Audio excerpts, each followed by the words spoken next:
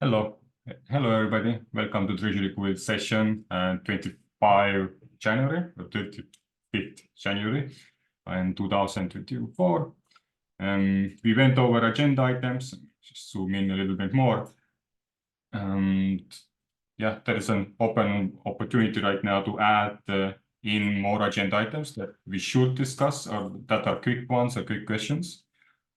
Also, I'm not sure if there are any new people here. Maybe William thoughts. But is anybody interested to kind of go over what do we do in Treasury call other than perhaps just sharing context, like we are structuring ambassador rules around payments, tasks, and anything related to financial activities. But if there are interests, like how do we do this facilitation, how do we distribute remarks, how do we distribute actions, if there is any questions in like general, this is an opportunity to ask these questions or have a quick clarification. And if not, then I will jump to the next item.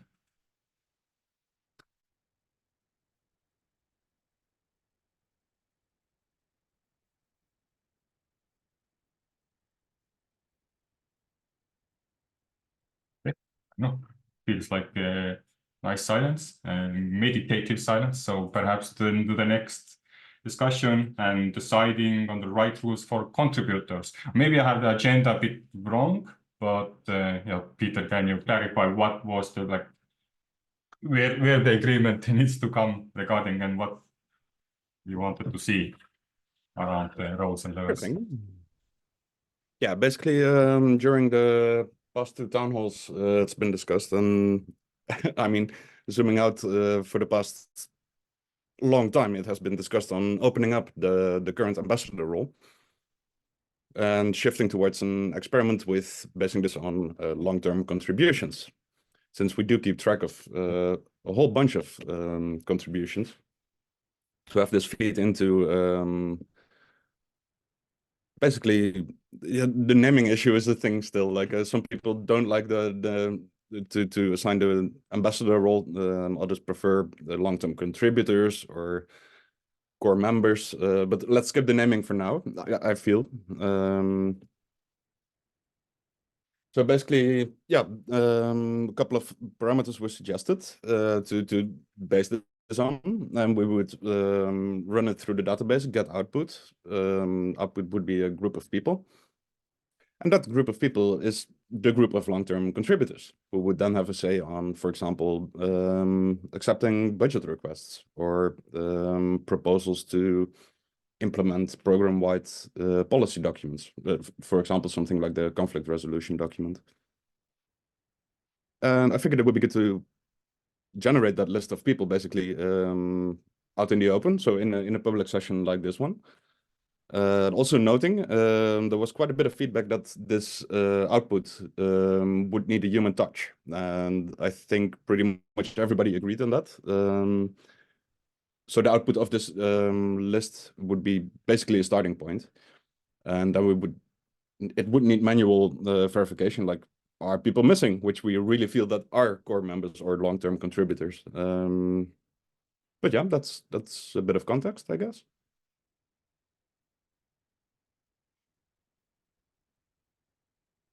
And then, well, what we started out with, so basically this is an experiment, right? I mean, we haven't done it like this before. I did suggest, or we came up with some parameters during a different session, and that would be, now I need to say it correctly, I think 12 hours of participation, so things recognized with Jimbo tokens, and 6 hours of contributions, so recognized with AGIX tokens. And there was an additional parameter, let's say, to have been active in the past 3 months to also be included in that list. And yeah, the concept here would be that pretty much whenever there is a decision to be made by this group, we would run a new export. So we would also filter for activity in the past 3 months. So if we implement it like this would mean that if you stop being active for 3 months and a big decision pops up, you wouldn't have a say in it. Maybe a check for questions or comments would be good.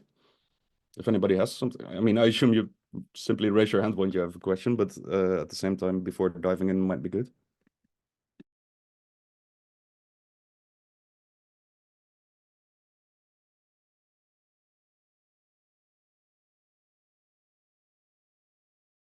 I'm trying to find the roles and level document. But yeah, I see. Tommy, you have your hand up. Yeah, I think you're gonna need to explain to me a little bit about throwing the old dogs out with the bathwater after 3 months. I think, and maybe it's self-serving, but I'm thinking of someone like Crandano or Fly, and you're just saying, well, after 3 months, everything that you learned, everything you did is worthless and goodbye. I think I have a humanistic issue with that. Yeah, I see where you're coming from. I would like to reiterate that in general, we would, for any topic, consult with the wider community, and in that way, input would be recognized, of course. But it's a fair point. This is something, yeah, it's a parameter we can discuss, right? I mean, I can see where you're coming from. At the same time, the other way also works, right? Yeah, Like, it I'm not does. sure if And people should have a lifetime. yeah, it does work both ways, and that's why I said I need to have it explained to me. You know, I'm a little slow on the uptake sometimes, so if I see it both ways, but I don't know if the community sees it both ways. Well, Vanessa, if it's on the same topic, go ahead. I mean, it kind of is, but you could probably answer. I was just going to say that for me, I think it'd be better if the required period of having been engaged was less for somebody who'd been engaged loads in the past. So, like for a totally new person, it's however many meetings, and for somebody like Fly, it's half that many or something. Because, you know, if he was to come back, I mean, because you do have to catch up, but not as much as somebody who's completely new. Oh, I can see the reasoning there. Yeah, it would make sense if you. So yeah, but that would basically create a different situation for those who have been eligible before. Is that a correct way of framing it? Yeah, that's what I'm thinking. Yeah. Yeah, and what to come back, Tommy, to your question. Basically, this was introduced as a way to make sure that those that are voting, that they're also still active in the program. Pretty much. I mean, I say voting, it can also be, that doesn't have to be like voting, but also very much open to have a different number there. Rojo? I think I'm sure this exists somewhere, but how do we define active? So that would be the two parameters of being having stuff recognized with Jimble and having stuff recognized with AGIX tokens. Yeah, so I found the see. document, and I'm not sure how has they changed so far, but there was then the idea of these parameters like the participation, which does kind of has this issue that then people need to use Tevo or somehow recognize your coworkers you are dealing with, either some ways, either by roles or like time allotment, and the main tool that we use is Tevo. On the side of what Tommy mentioned, I don't actually see any issue of, because we are not like everybody has the power of vote. I think the last ambassador we kind of had more of the majority of thought that everybody still are in the decision making, but those who are core contributors, they will just have more power over that decision because they are more involved and actually actively engaging. And how much they have that power over the regular people, that's yet to be decided. So that will be the next question, probably. Tommy? just want to reiterate one more time that well, it's actually also an answer to Tommy what you asked before. We could very much apply that human factor and say like, well, Fly was here for 2 years, did a ton of work, he can have a say. Fixed, basically. Like it was clearly noted, don't rely on the database output 100%. Well, I asked the question, and Rojo just raised a really solid question: is what's active? If I have been for the last years not doing D work tasks but only going to town hall, have I been active? Well, that would Technically, after- no, but theoretically, yes, because that was also, then we need to also add this in that if you do recognize, and we can do retrospective reward, because we have done retrospective rewards previously, and that could also mean retrospective time allotment. Well, there was this amount of sessions, you can clearly see the videos. Yes, it does take a little bit of time, but that's the whole point of this ambassador program. Recognize your fellow membership work and their participation. So when we do see these human or heroes of kind of reporting on that, and people feel like, hey, I want power in a sense that I am here, then they will have to actively kind of mention that. And that will actually incentivize people to start recognizing each other's work too, and on their own work. So I think there is an upside to that, and it might have a rough start because of that this is a new thing. So when we need this thing, we didn't need it before. So I kind of feel the. Oh, sorry, William, go for it. Oh, thank you. I didn't mean to interject, but I was just curious if we also have a process for people to appeal, in the sense that if their participation has been from different areas that are not captured in our current use cases and workflows, how do they still get a voice? Yeah, that's currently something we haven't sorted out. That's not where we are yet. I mean, I would say simply applying or notifying like, I kind of feel I should be on that list. I did this, this, and this, and therefore, or nominate somebody else to be on that list. I mean, it would be an opt-in list in a way. I feel like we should verify with the results of the list. Like, do you even want to be receiving this role and getting? You will get notifications on Discord if that role is being pinged, stuff like that. So I think it should be opt-in, and I would say either nominate others or apply yourself would be. I mean, this is the first go at it, right? I would rather have a too big of a group and have people included that maybe weren't that active than to not recognize people that were active but are not included. Yeah, and you'll be primarily responsible for running the metrics and so forth. Running the data, will the data, I suppose, be visible to on Discord? Well, in a way, that's why I proposed to do it in a public session during Treasury call to have that initial database output established in a public setting. Yeah, the initial, right? But and what about and subsequently that information will still be visible as well? I think so. Okay. I mean, yeah, I don't see a reason for not having it available. Awesome. Yeah, I was just kind of curious about the human effort that will be required to maintain that on an ongoing basis. I'm sure that it's necessary. I think this is an important process to discuss, but I'm also curious how we landed on 3 months for the activity. And I know that Vanessa brought up one option to approach that, and I think another option would be to extend that to 6 months potentially. But yeah, just some other thoughts to throw against the wall. Yeah, fair. These exact numbers were, in a way, it's just proposed parameters, which so far didn't get too much pushback. That's where how they came what they are now. Yeah, but that makes sense. Yeah. You're getting pushback now, though, brother. Very open to it. I mean, Yeah, we've been working on this. We've been working on this for a number of months, and this is, I think, Peter, this is one of the better solutions.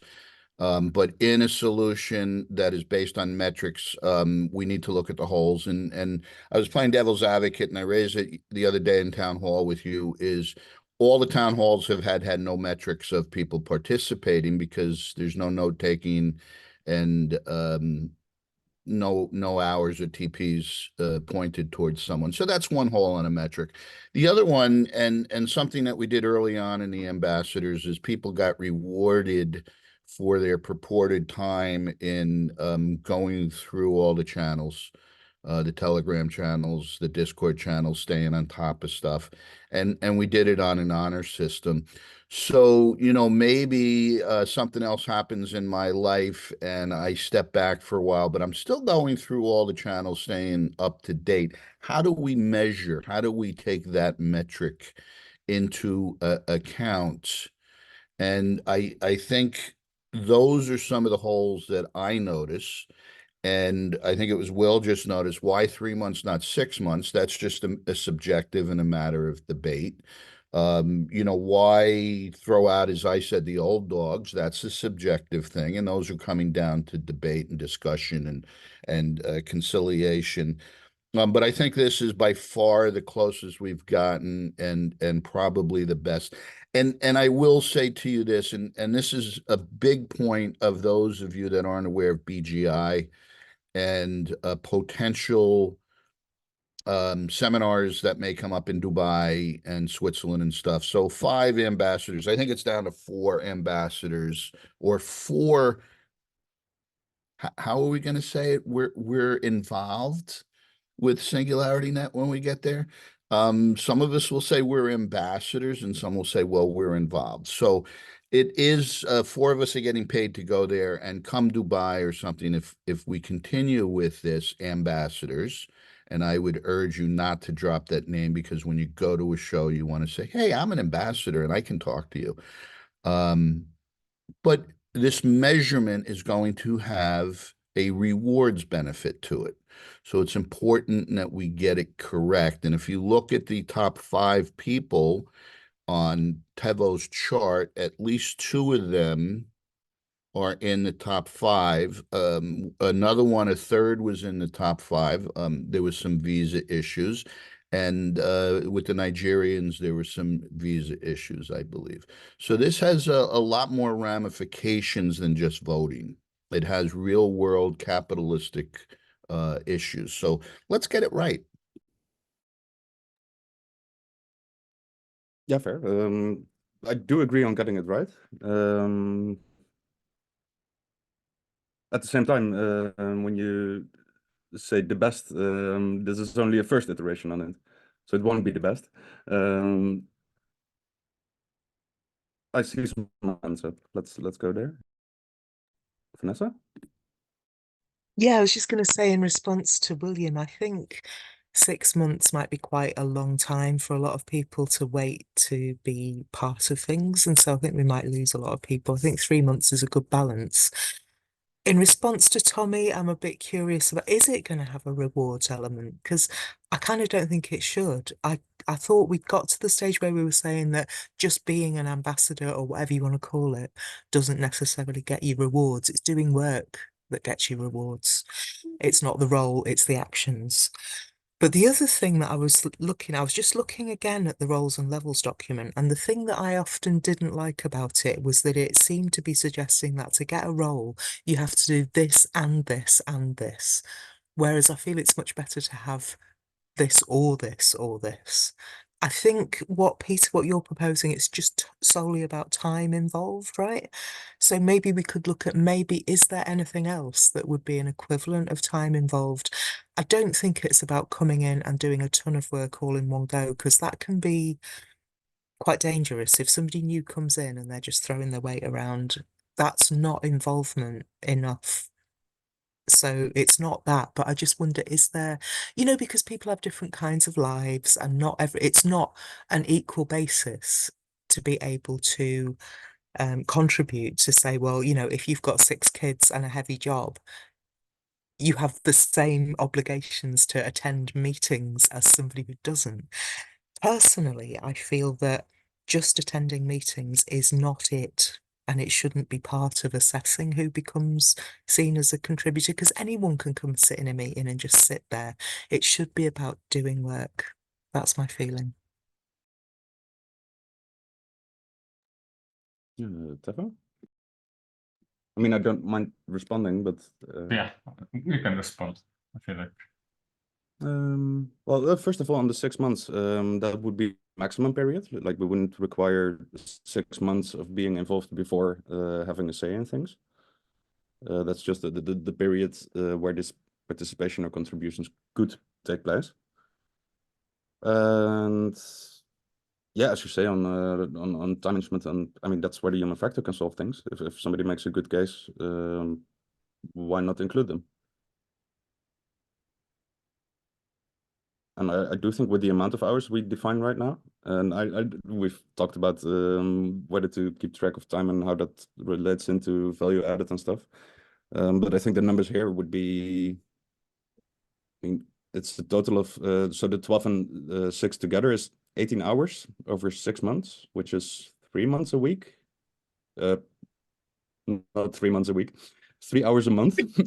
And just to clarify, Peter, I was suggesting not to change the participation requirements time period. I think 12 hours and 3 months is probably sufficient.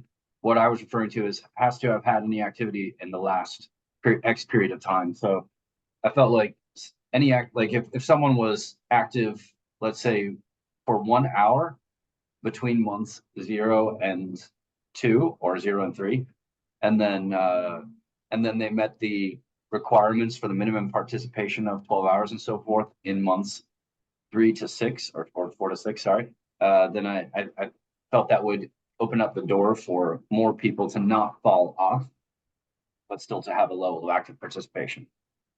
So Yeah, I updated the wordings on the Miro board too, that these was meant to be in the last 6 months. So these are like kind of, like giving the period of where we take all the data, and whatever was it your last week you did all in 1 week, you basically can get to be the role.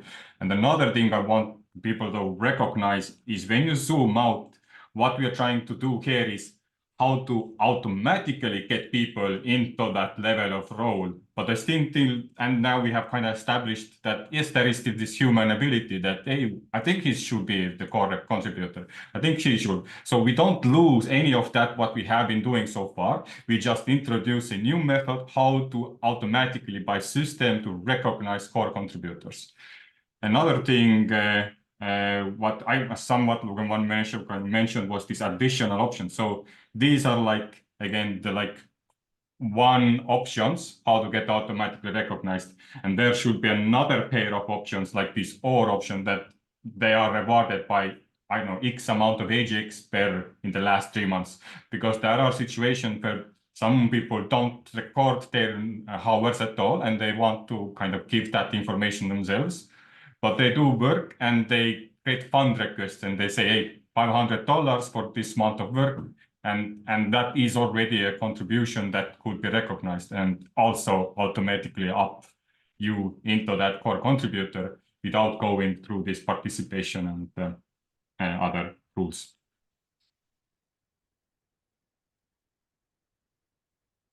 Vanessa next. I mean, one thing I love about this suggestion, Peter, is it's kind of on or off. It's either you are or you're not a long-term contributor, rather than having all these, climbing the greasy pole and you're this level and that level. I love the fact that it's so simple, but I do think I think it's my constant cry in these meetings is it's not about the time you spend, it's about what you do. So yeah, I think sitting in meetings and saying nothing and doing nothing for 12 hours over 3 months, that shouldn't give you voting rights. I don't think it should. But that's why it is 4. This default system requires all these 4 criteriums to be No, but built in. That's what I was saying before, Tevo, is I don't think a system like this should require all 4. I think we should say something that is just this or this, not this and this. That's what I was saying in my last comment. So if there isn't an or, then okay. But I certainly don't think that participating is sitting in meetings. So I think we need to determine what participating is, maybe. Because yeah, if you go to a meeting and you've got something to say, then great. But if you just sit there in silence, you could be on the other side of your room making a cup of tea. But You're not participating. I understand you, but this is, I think I misunderstood the default criteria system. This is one and system where you need all of these tick box to Yes, I get core understand that, and contributor. I'm arguing that But it shouldn't you be are like that. arguing that no, you only need participation, but this argues against that. You need participation, you need contribution, you need to be participating in two different work groups. I get that, Tevo, but I'm saying that I disagree that a system should be this and this and this. I don't think that's the way to go.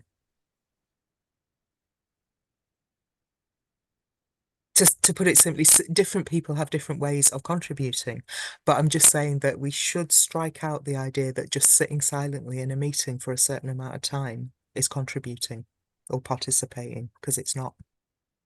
Well, it does bring the question on how are we practically going to track it then? Because I don't think it's realistic for every single meeting to note who contributed what and if it qualifies for something else. It also Well, does need to be I guess practical. maybe I'm suggesting striking out the whole idea of attending meetings as a way of assessing it anyway. It's things like Consider it this participating in way. work groups and doing work and doing tasks. Yes. But But meeting perhaps attendance. consider it this way. You don't have to go through the default system.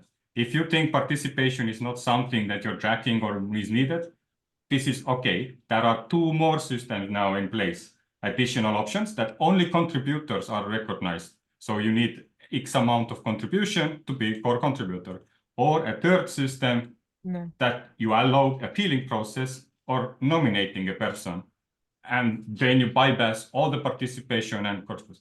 So it provides, we don't make it like we need to choose one option. What we are enabling is all the options and see what works best. See, that's it, Tevo. I'm just arguing that I don't think sitting in meetings silently for however many hours over 3 months should even be an option. So Vanessa, are you? But there isn't that option. I wonder if Vanessa doesn't want to have a number of criteria under the default system criteria, is if a minimum requirement would be simply the contribution of at least 6 hours in the last 6 months. Yeah, let's keep it simple. Let's just have one thing and let's describe what we mean by contribution or participation and have it not include just attending things, just showing up. So what it entails to is being recognized with AGIX tokens, and the one with 12 hours, the participation, is defined through doing Jimbo recognized stuff, which also includes other stuff than meetings. But technically, I think we can filter for meeting attendance and have that not be part of it. It's not impossible to do. But I would still argue that I need participation. I want to see people participating somewhere and not just contributing out of blind. So I would still argue that there could be that avenue. But yeah, Roger. Yeah, just as a comment on the previous topic, I think participation has quite an importance as well. I mean, we can imagine a scenario where there is a person who creates their own guild and then does work that maybe is not shared with anyone. This person is doing work, but since they're not going to any meeting, not really sharing work, then it's like, okay, what's your contribution? So it's a valid contribution. I mean, this person is doing something, but is it valid in the sense it's contributing to the investor program? I don't think so. Not as much, I would say. So probably going to some meetings. Obviously, I agree with Vanessa. If you're just going there and being silent for 3 months, yeah, but we have these other, let's say, conditions that would make sure that doesn't happen. I mean, the other conditions kind of make it a little bit of a extreme case. I like the fact that we have a capture all case at the end. That's pretty cool. What I wanted to ask about that is that will there be defined some protocol to make it work? For example, we're talking about nominating yourself or another person. How do we deal with it when it comes? Should the current members current members vote, or how should it work?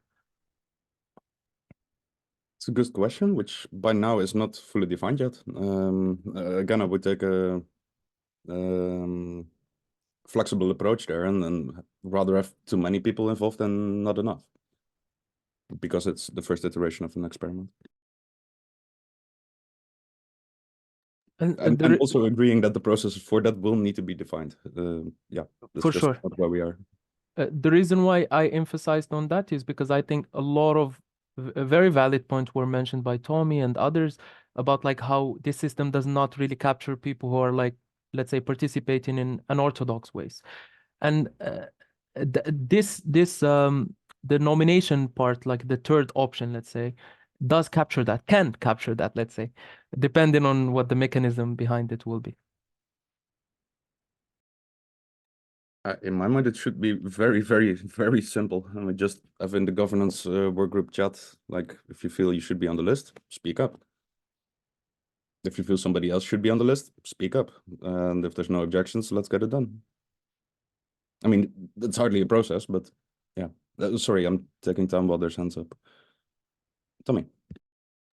Yeah, regarding the meeting issue, I'm in full agreement that if you just come and you sit in a meeting, it's not necessarily participation. On the other hand, do we prefer ignorant voters or do we prefer educated voters?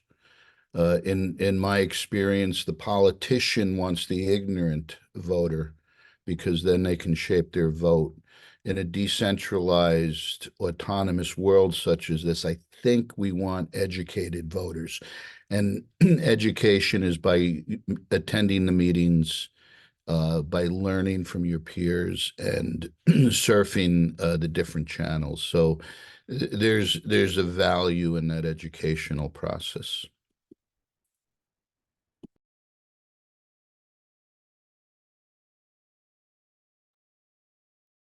I would like to ask what is the goal of this?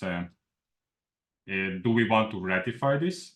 Because we are now spent over like almost 30 minutes here, and there are other agenda items. And should we postpone that? But or do we want to agree on these default agreements, or like these criteria that came up? There are now 3 types of them. Or we come back to this another meeting in same Treasury will call to now kind of ratify that, or there are some fixation needed, because what we have been doing here right now is more clarifying all the different options and allowing that be more dynamical how to get core contributors, because then I think we do as the feeling that we do want to differentiate core contributors, and we want to recognize them and give them a little bit incentive by increasing the weight on decision making. But now we're just trying to recognize how to recognize these core contributors, and we have 3 different methods. All are valid, and some are more detailed than others. But are these good enough to start with, or there are major issues that they are still in place? And if there are, then we need to discuss them in the next session. And I assume we'll do it in Treasury Could Call, or is there somewhere else we want to do that? I think, and I do see your hand, Guillermo, but just a short one. I think the governance workgroup sessions make sense there. Then it wouldn't take time from Treasury, and it fits there.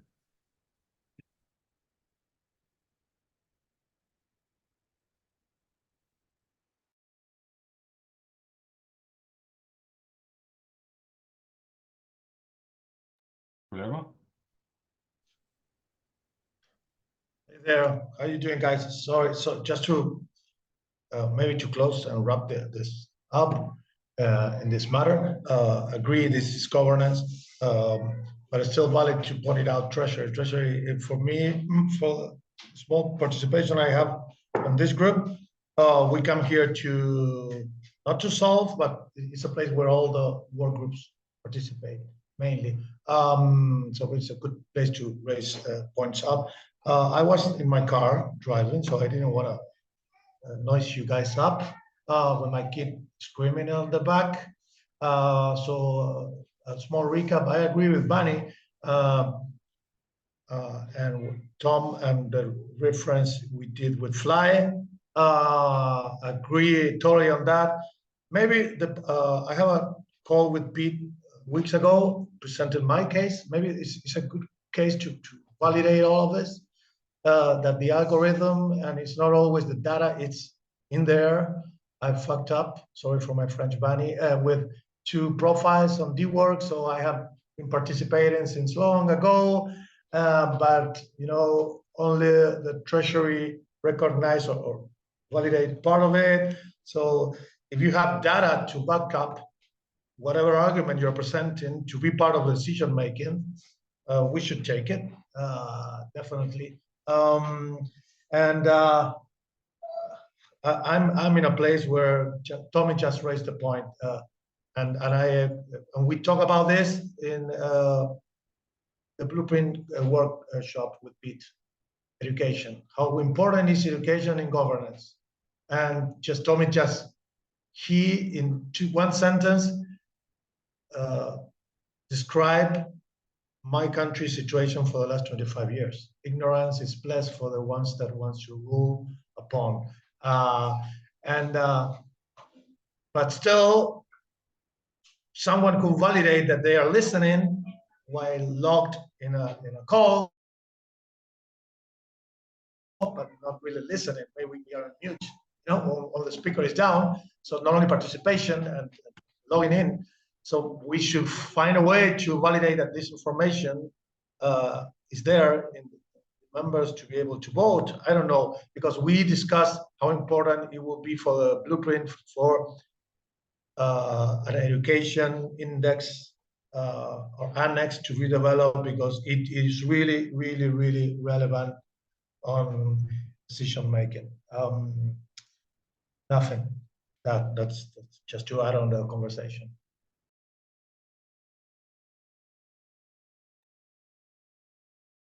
Right. I hope this discussion was sufficient and helped to bring on more clarification what this new system will bring us. And as mentioned, that discussion hopefully will be picked up by governance work group to have more, getting down more on decisioning and writing it into policy rules. And next agenda on AGIX staking initiative that started last week, and we created a separate wallet. However, within the week there was insight that this the singularity net staking is actually not securing any of like blockchain or anything, and it's more like a handout from Singularity Net Foundation side for those who are holding AGIX, and it's basically just incentivizing holding AGIX. And there was a concern that would ambassador program require to stake it, and because we are getting the funds anyway from the protocol, and if there would be any need for us to have more rewards, wouldn't we be able to just ask for it, make a proposal to the foundation? And on the same line, for example, Deep Funding has made already a decision that they are not using this, they are not going to use the AGIX to stake on that platform. So do we still want to continue that route, that ambassador program uses the reverse reserves to stake, or we are going to also opt out and let other people who are not in direct access to the protocol to print AGIX to also stake AGIX?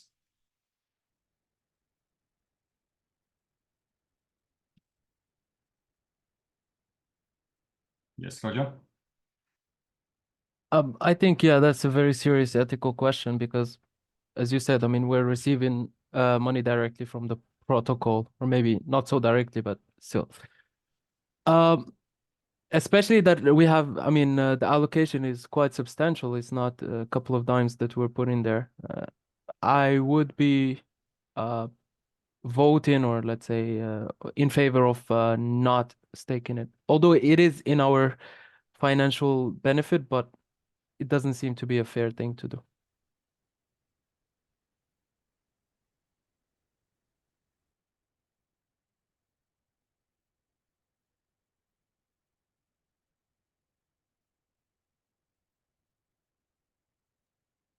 Yeah, I missed how staking AGIX that's sitting in a treasury not earning anything is I don't know what the term you used, Rojo, unfair or something. I missed that.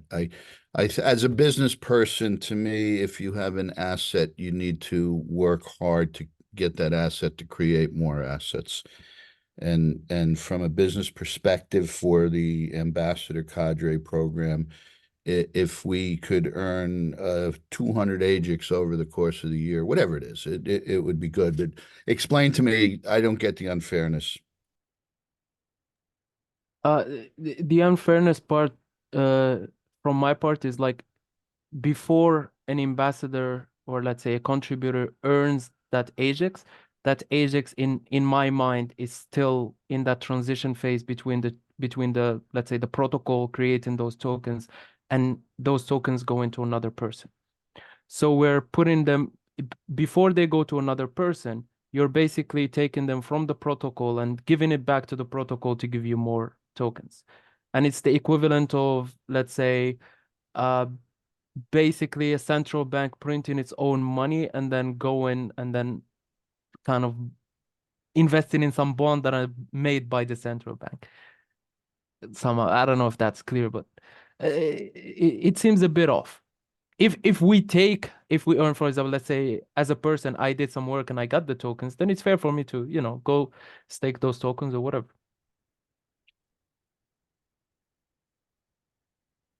But we're competing with, like people who actually bought the tokens or earned the tokens and are trying to stake them. And that's where the part where I think it's unfair. Okay, well, I don't know that we are competing. I mean, I have AGIX staked personally, and I'm not in competition with anybody to stake them. So, AGIX earned or not earned, they're allocated to the ambassador program, and the ambassador program, in my opinion, everybody in life should optimize what they're giving. The old term, if you're given lemons, make lemonade. And I think they're just allocated tokens. So I see if we can make lemonade out of those tokens, we should do so. But you say tomato, I say tomato. Let's debate it. Peter? Yeah, sorry, having some hardware issues here. I missed the introduction of the topic, but I did flag it, so I know where it's coming from. And just to comment a bit on the competing with other people that are staking, this comes from the part where there's a set amount of tokens to be distributed among those that stake. Therefore, if we add to that, we would get rewards that gets taken from others that are not getting those rewards. That's a bit of the context. I sit corrected, Peter. Thank you.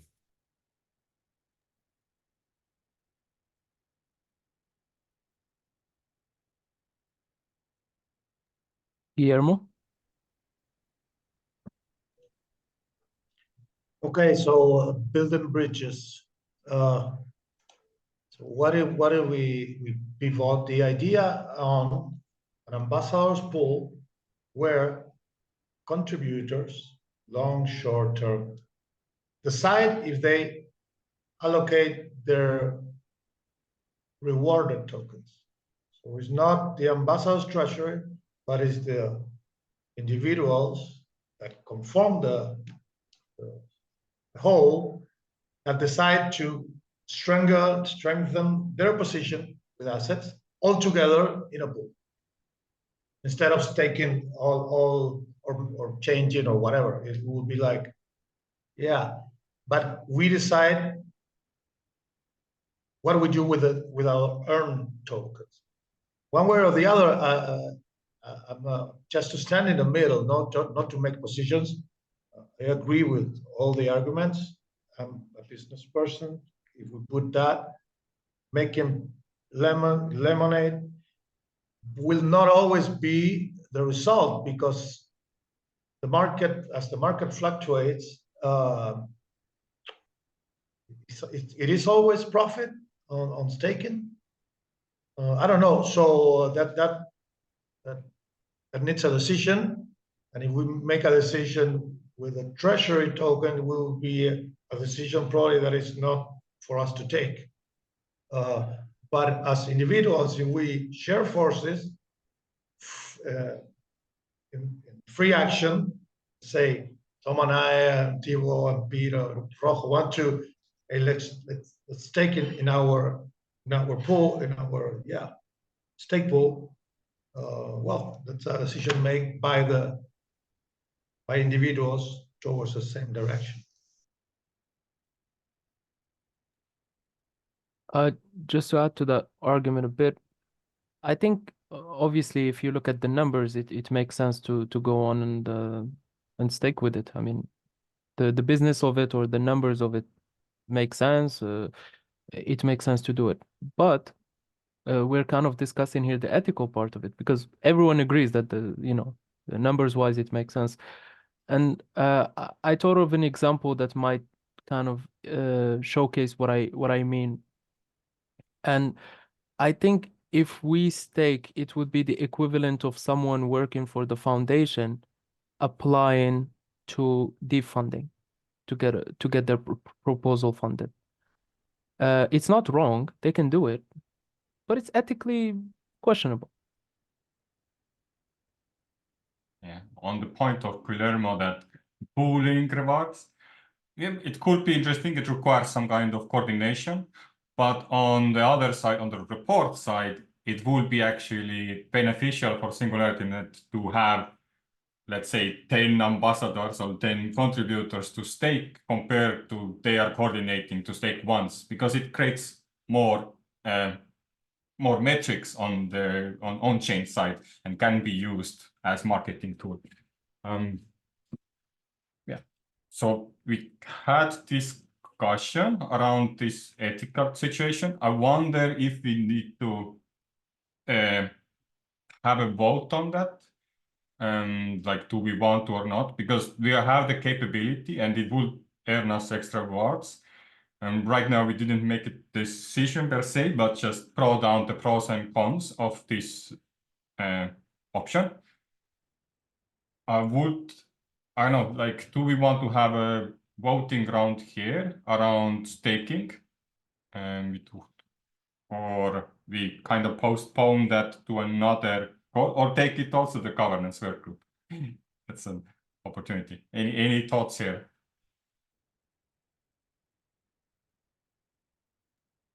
I think since an ethical question was raised, I think it needs to be fleshed out more. I think there needs to be more debate. Ethics are always a slippery slope.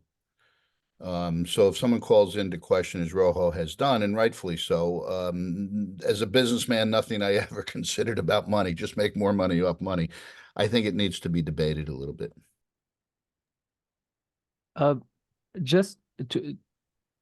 Yeah, I think we can have a vote on it, but I just want to, like, this ambassador program, obviously, like if you're someone, for example, doing some crypto news, right? Like you're a journal doing crypto news. A lot of these journals are doing crypto analysis and stuff like that. They're watching over wallets, what they're doing, their behavior.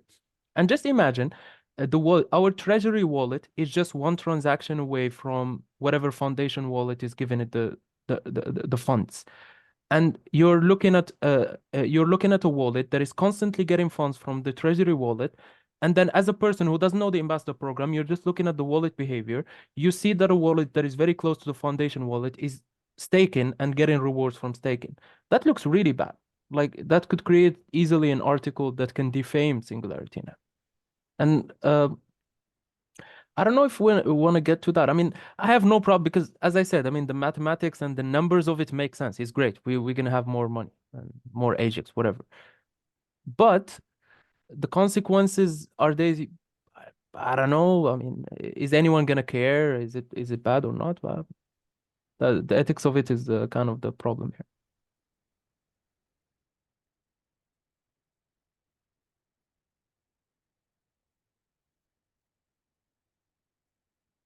Yeah, because it will kind of feel like you're putting out rewards to take away rewards.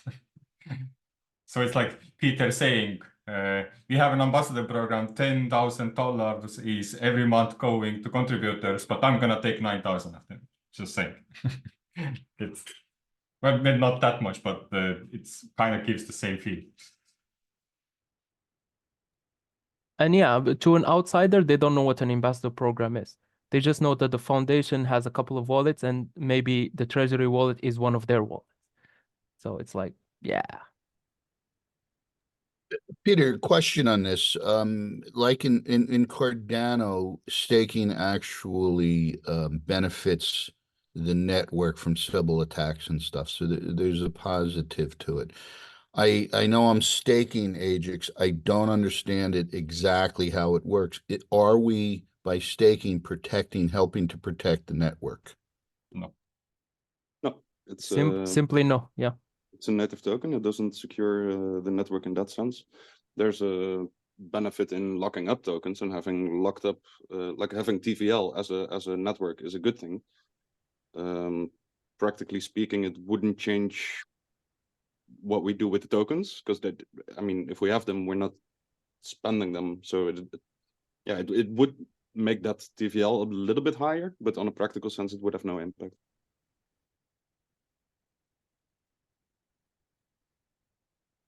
Right. Well, we had a small discussion on that. Now it's more people know about this and have other arguments on the side, and now kind of see the reason why we will stop taking the reserves into Treasury Guild and staking it. But it doesn't mean we stop it indefinitely. There just has to be more discussion on that.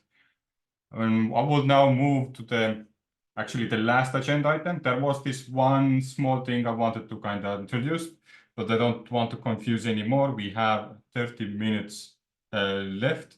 So going to the Q1 budgets of Treasury Guild, I prepared, or not really prepared, I just made a copy of a sheet of the last quarter budget and dropped in a few budgets I have from the proposals that I put in. I'll drop in the Google Sheet on here too. And thought that perhaps we could now gather as many proposal requests or budget requests or proposal requests we have. I can't assume it. Yeah. And see where our values land. Does the Treasury Guild have any budget requests or proposals with the budget amount? And is it going to have, basically? That's a question for Tom. Both guilds are on my radar to build a budget next week. I've had too much IRL stuff to get into it, so I will have it by next week sometime. Then, okay, so by both you mean education is the second one, right? Yeah, yes. Does the high-level work group have any proposal or budget? Yeah, I dropped it in the Treasury chat. It comes to 25k AGIX. Ish, give or take, depending on exchange rates. Treasury chat. I mean Discord chat. Yeah. Okay. All right, I will try to find it later. Just now write it here. I'll post it in the chat here, actually. Give us a minute. Onboarding work group. Any projections for now? Vanessa, while we wait for the onboarding one. Okay. Yeah, somebody has about 17,500 AGIX Yeah. for the quarter. It is 17,500 plus 7 key. So 17,500. Could you also drop a link to the proposal or the proposal request so that we can have it all in one place in Treasury board at some point. Writers work group. Do we have anybody from Writers work group or any knowledge of their budget request or proposal?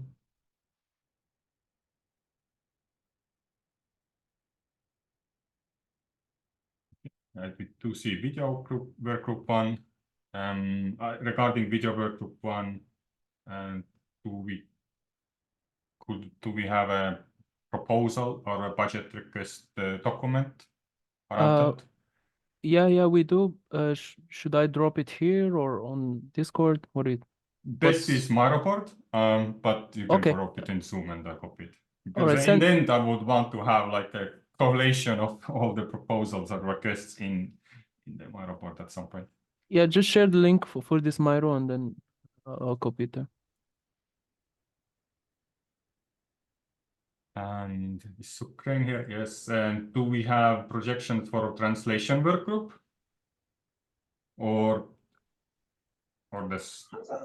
For translation work group, we have to figure out a few things before we make the proposal. So we'll request for some time.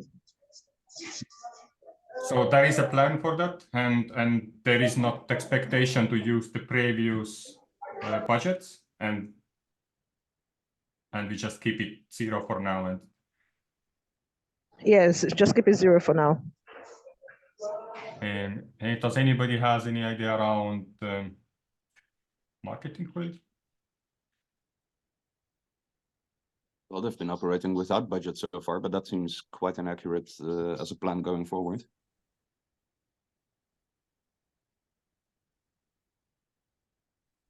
Yeah.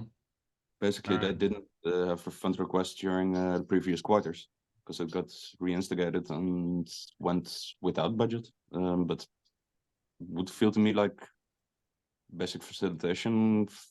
Yeah, there's no number right now, but it should not be 0, I feel. And then governance work group, how are things there? Similar. Things are confusing there. Basically, during the previous session, it became very clear that there's been no follow-up on somebody stepping up, taking the lead there. And that kind of feels like my role to do. Also noting that it would be very much open to anybody else stepping up for that. But if that doesn't happen, I will. And yeah, I mean, it's like these topics like having these roles sorted out to facilitate that. I think it should also be non-zero. Kind of tricky to put a number to it though. At the instant. Maybe go for 5K so we can at least have people do stuff.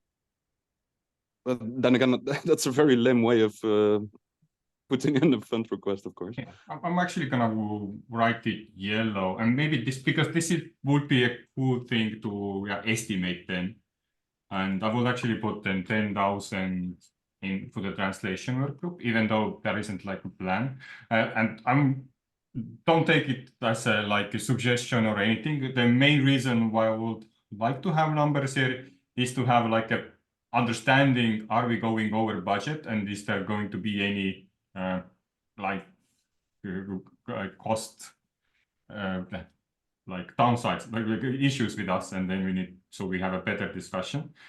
We also had a gamers guild here. They, as I understand, they are interested to continue, but I don't remember what was their expectation. So for those numbers that we don't have, I'm just going with the last quarter request amounts.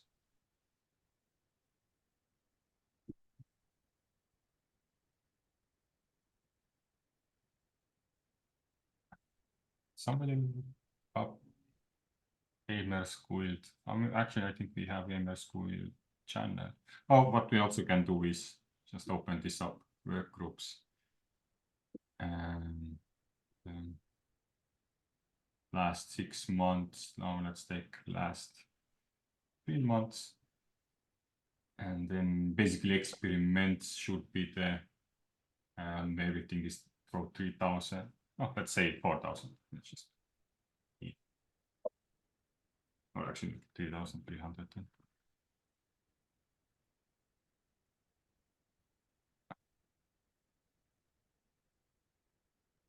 Tragedy Guild asks 4,000 last time, but actual spending, I think the actual spending was similar.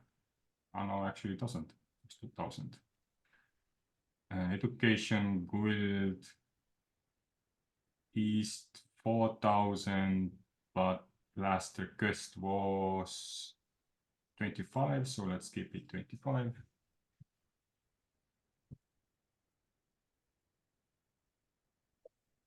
We want to be prepared for the worst case scenario. Writers work group is still preparing, but actual spending is almost 15,000, but the request is, oh, maybe I haven't refreshed. Maybe I should do that. Let's see if our numbers change. It doesn't matter if I refresh because we're looking last quarter. Oh, gimbal wasn't found. Right, I have changed. So I need to update dashboards. Right, there's workgroup 10, 25 too.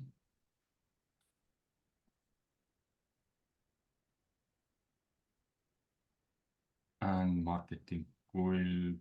I think last time we just only put 3,000. Okay, so let's just the modest here right now.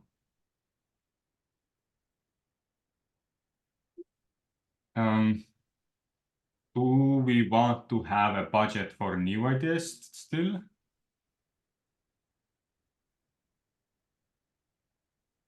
I mean, are there any new ideas on the table that anyone's aware of that are likely to be done this quarter? Because if there's not, then probably not, no. Yeah, let's go with 0.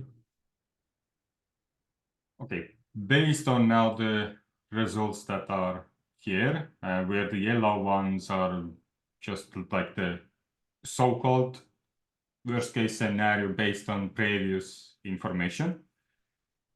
And we can see that we are almost 23% over budget, and that would lower everybody's reward by then 23%.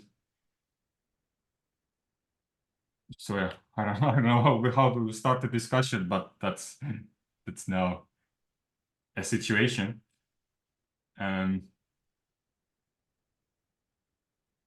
I wonder, like what are like strategy guild and is it like a very low budget here? Is that feasible or what is your projection, Domi? Do you think this is this going to increase? And for education guild, how do you feel that is going to be? So Strategy Guild will probably be the same or less. We haven't had a meeting for a few weeks and probably won't until after BGE. So you could probably reduce that by a K.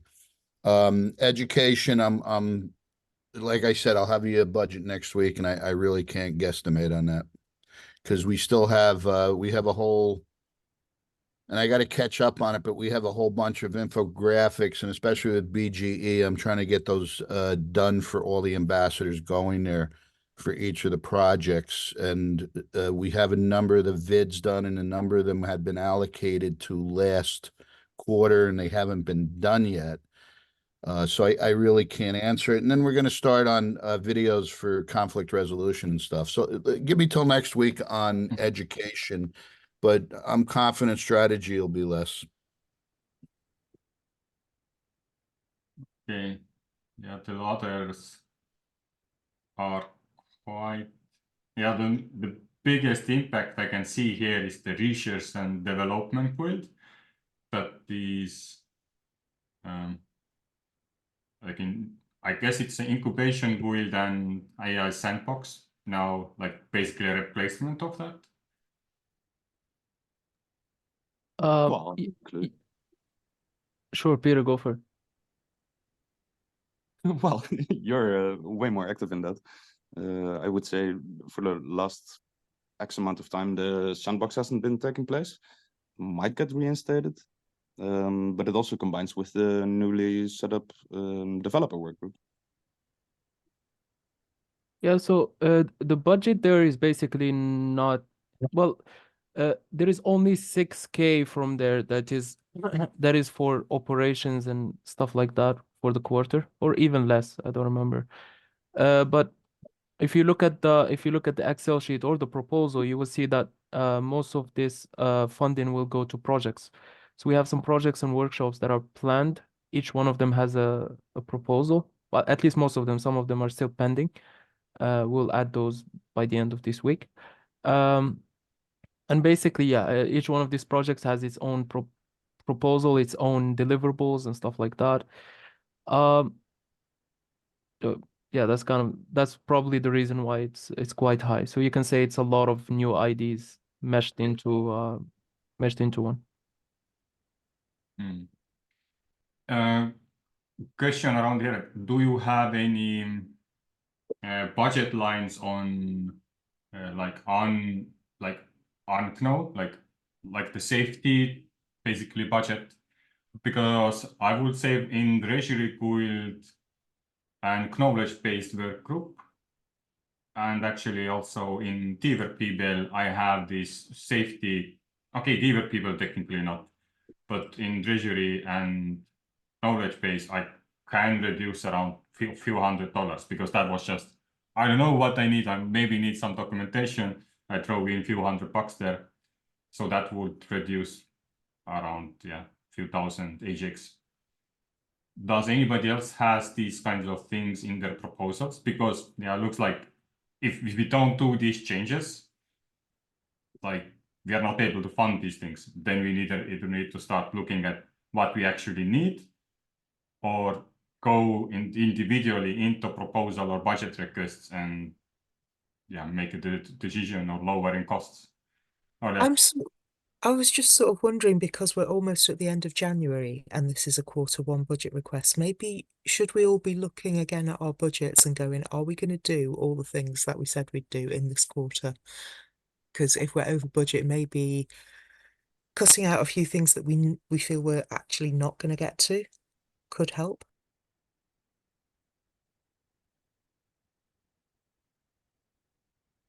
Yeah, could be. And in terms of, from my perspective, well, I'm already running in a kind of like that the proposals are funded. So in Treasury Guild, why it has increased that much is because of the operations. However, based on current trajectory, looks I'm not, even though I allocated like a lot of time to preparing and summaries, I don't think I actually spent that much. But why I did was that to incentivize, because I never actually got to this discussion, but Treasury Guild is also an open environment. If you want to facilitate here, want to help, want to contribute, prepare anything, summarize anything, these are open positions, and there is enough room to cover even if you're new and it takes a lot longer to do these things. But if I'm just keep going on it, and that the price will probably go like 30% smaller. But that's from my perspective. I'm also wondering, we never decided what should happen about underspends, because in the last quarter, obviously the price went up quite a lot, so most people did have an underspend. But is the amount that they were allocated something that they can still invoice for under that, because that would then bring down the amount they have to ask for in this quarter? Yeah, last quarter we decided that everything goes to reserve that is underspent, but we also decided last time on the policy that everything from Q1, like this year, whatever you request will carry over to next quarter until you forfeit your rewards, basically. Okay, cheers. So yeah, we almost got us there, but because we were in such a mess and that there was already so many decisions made, we're like, okay, let's do it, start that experiment from this year.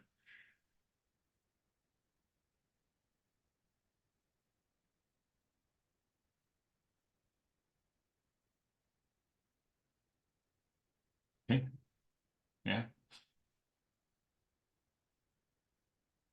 I know I'm actually a bit of I lost how to kind of go forward here, and maybe there isn't really to discuss here more, and we simply need to just advocate. Yeah, let's try to gather these yellow boxes and get more clarification on these rewards by the next meeting. That's in 2 weeks, and then we have a better view on that. But we will still gonna be in the same positions probably that we are going over.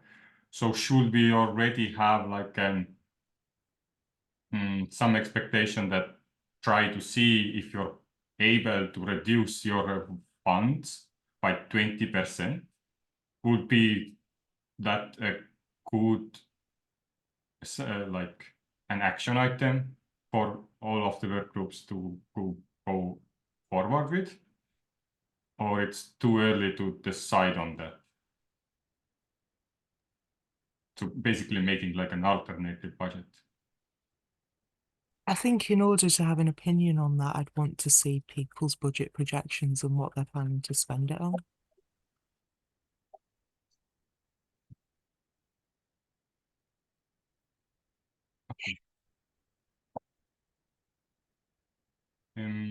Yeah, on that side, I guess what as an action item, what I could do here is adding a new column here that links to the budget requests document, either sheet or proposal, so that we can see.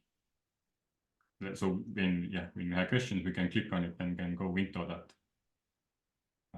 items. Yeah, that would be really helpful. Oh, maybe on that point, is there any other ways we could improve this particular dashboard? Because this is something we are going to use to improve our thinking and analyzing, other than having the proposals here.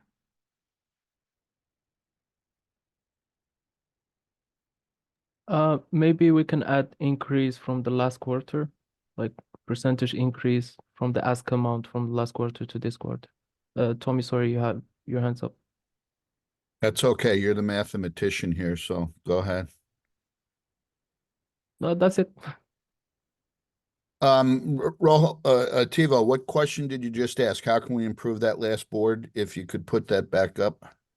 Yeah. So if we make it, I don't want to say mandatory, I hate using that word, but if we make it mandatory that each of us, each guild or work group has to put in a budget, if you could connect it, link it to the requested budget number so any of us can click in and purview the budget of the particular work group, it would open it to scrutiny and transparency, would be my suggestion. I've never seen a budget from somebody that does not have a miscellaneous category in it, and I assume every budget has a miscellaneous category. I just took mine out of strategy, and I also knocked out the month of January since we really won't have a meeting in January. So I'm at 2,500 for strategy. And budget education, I will probably come in lower than that request, but I want to work on it over the week. Yeah. So that would be my suggestions.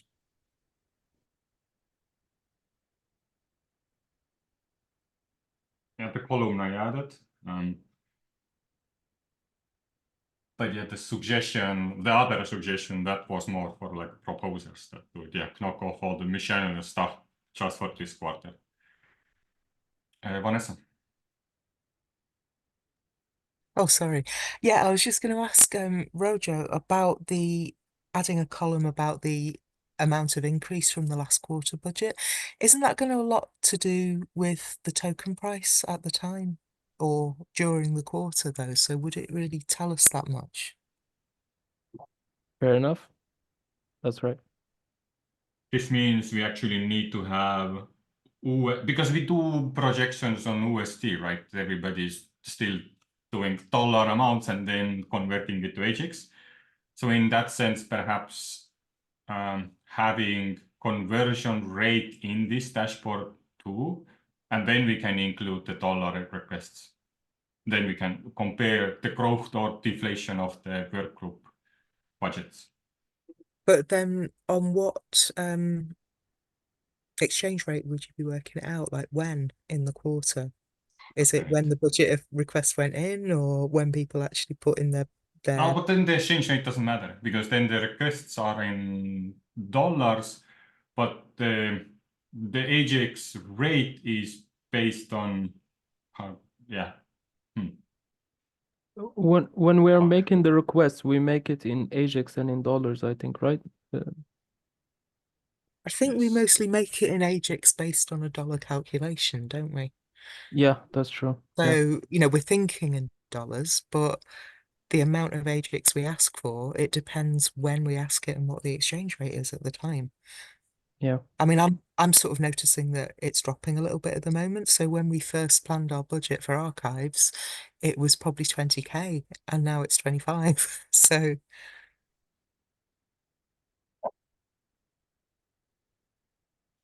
Yeah, that's actually a good point. Perhaps we shouldn't expect the work groups and guilds to do still the exchange rates themselves and have this dashboard to do that calculation for us, so that everybody does submit dollars. But here we will see the AGX they will be limited to, and when it's ratified, I don't know when it's ratified, and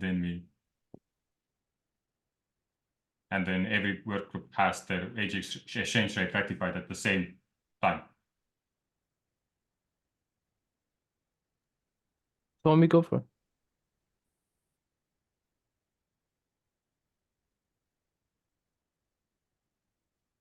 Old hand. But what others think? Does it make sense that we now again go back to requesting budgets in dollars, but we analyze, but we still do the exchange rate in this basically dashboard when we do the quarterly work group budget thing, like for entire ambassador, then we turn it into AGX, and then we have like here new row here that we can put the current exchange rate, and then we see the situation. And once we agree to that, we just agree to the exchange rate basically collectively instead of each work group individually. Because I took today's exchange rate, but previously under that I had like old exchange rate, and maybe somebody does like a week later, because the price has been quite all over the place. So depending when you did the proposal, everybody has a different exchange rate right now. So maybe that should be done in like a collective call like this somewhere. And then we can stay on a stable currency. And then since it's stable, we can also start comparing it with previous history.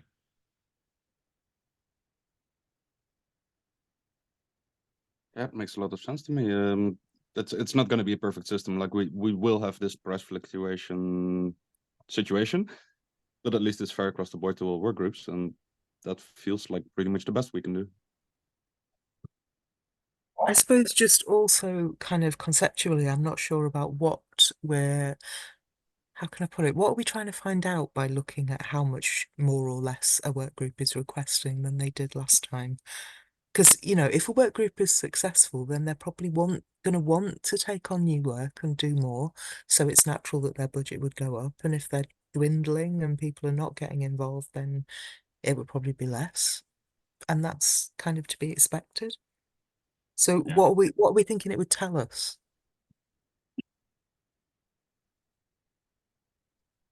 It's a cool point though.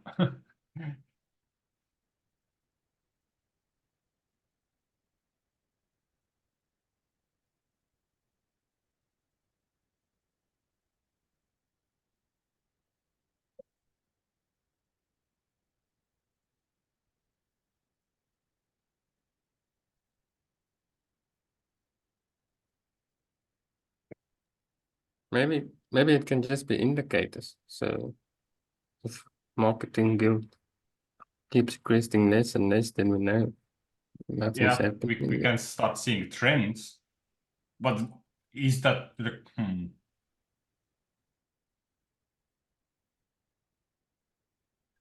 I mean, if we say that all of the work groups that we've got are things that we want to have, then if we see one dwindling, does that mean actually we need to put some effort and money into promoting it and supporting it and doing something to help it grow? So rather than it being, oh, it's dwindling, so it should get less money, should it get more? It's a bit radical, but